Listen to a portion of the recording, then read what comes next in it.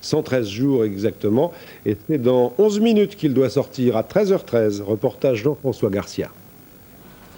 Vivre 100 jours hors du temps. Pascal Barrier a donc gagné son pari, séjourné au fond d'une grotte, sans autre interlocuteur qu'un répondeur branché en permanence sur la caserne des pompiers, auquel il ne pouvait que laisser des messages sans retour. Un défi un peu fou, avec pour seul loisir du canoë, de la spéléo et une caméra automatique pour nous offrir ces images. 100 jours de solitude, de privation. Ce qui me manque le plus, que j'ai le plus envie là, c'est de tenir Corinne dans mes bras, de manger des frites, des œufs et surtout des fruits, quelque chose de frais. Privé de fruits, de vitamines, mais surtout de tendresse, un vide accepté, partagé par sa compagne. Il y a un moment donné où je me suis dit, en fait, je ne sais pas si ça va servir à quelque chose, mais bon, de toute façon, il a toujours été question entre nous que bon, il avait décidé de faire ça et bon, je le laissais faire, il n'y avait aucun problème. Une expérience sans prétention scientifique, car tester son corps et son mental étaient ses seuls objectifs. Ce vendredi 13, au 113e jour, il aura percé ce mur pour revoir le soleil. En tout cas, un tel séjour sous la terre pendant aussi longtemps a bien sûr des conséquences médicales, mais selon le spécialiste rencontré tout à l'heure par Marie-Geneviève Lemoine, on peut s'en remettre assez rapidement. D'abord, il faut voir la psychologie de ce monsieur, que je ne connais pas, mais ça a l'air d'être un monsieur qui aime les exploits, qui a l'habitude d'en faire, et donc qui, psychologiquement, a l'air, je ne connais pas, assez solide. Par conséquent, il va y avoir des problèmes de resynchronisation, et psychologiquement, c'est vrai que c'est très dur de reprendre pied dans la vie d'abord avec un rythme de 24 heures, mais aussi dans les contraintes sociales, dans les rapports humains.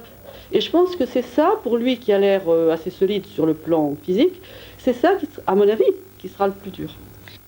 Voilà, en tout cas en sortant, il va s'apercevoir dans 9 minutes maintenant qu'on est en pleine campagne électorale. 13 heures ce matin, ce jurassien de 26 ans a abattu le mur qu'il avait fait construire volontairement dans une grotte du Gard. Il avait ainsi vécu depuis le 22 novembre dernier dans un isolement total, privé de montres et de radio, sans aucune notion de lumière ou de temps. Jean-François Garcia. 3 coups de masse pour rompre 3 mois de silence. C'était l'ultime effort qu'avait à fournir Pascal Barrier pour revoir le soleil. Une sortie délicate pourtant, malgré la bise à sa compagne, devant des centaines de curieux, lui qui, émergeant de son long naufrage volontaire, croyait avant toute chose pouvoir savourer les premières senteurs du printemps. En explorant les grottes, les galeries de la grotte d'Acocalière, je me suis exploré en moi-même. Bon, je suis passé par certaines phases où je me suis un peu testé, où ça m'a permis de faire le point. J'ai eu le temps, de faire le point sur mon passé, de me souvenir. Et quand on est isolé comme ça, on pense beaucoup aux autres. 113 jours à vivre seul, donc à tuer le temps qu'il filme grâce à une caméra automatique, comme pour se persuader, tout en entretenant son corps, son mental, qu'au bout de son propre film, il n'y aura plus de lumière artificielle. Pascal Barrier va maintenant passer quelques jours dans le service d'un médecin spécialiste du sommeil à Montpellier.